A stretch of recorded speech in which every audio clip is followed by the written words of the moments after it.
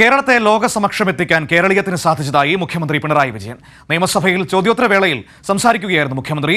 കേരളീയം നാടിന്റെ വളർച്ചയ്ക്കായുള്ള നിക്ഷേപമാണ്.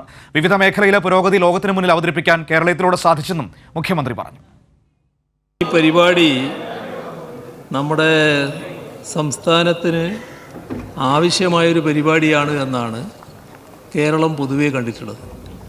ഇതേവരെ ഈ പരിപാടി നമുക്ക് നടത്താൻ കഴിഞ്ഞില്ലാലോ എന്ന ഒരു ചിന്തയാണ് പൊതുവെ, അത്രമാത്രം സ്വീകാര്യതയാണ് ഇതുമായി ബന്ധപ്പെട്ട എല്ലാ പരിപാടികൾക്കും ഉണ്ടായത്.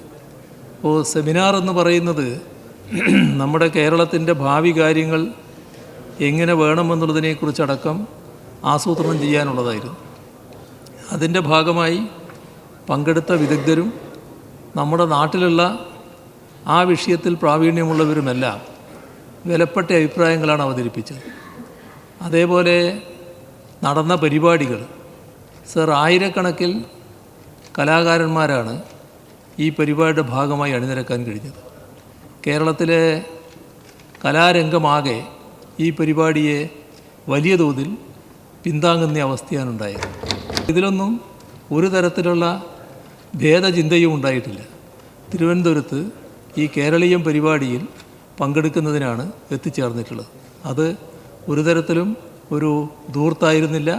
നമ്മുടെ നാടിൻ്റെ വലിയൊരു നിക്ഷേപമായിട്ടാണ് അത് മാറിയത് എന്നുള്ളതാണ് വസ്തുത.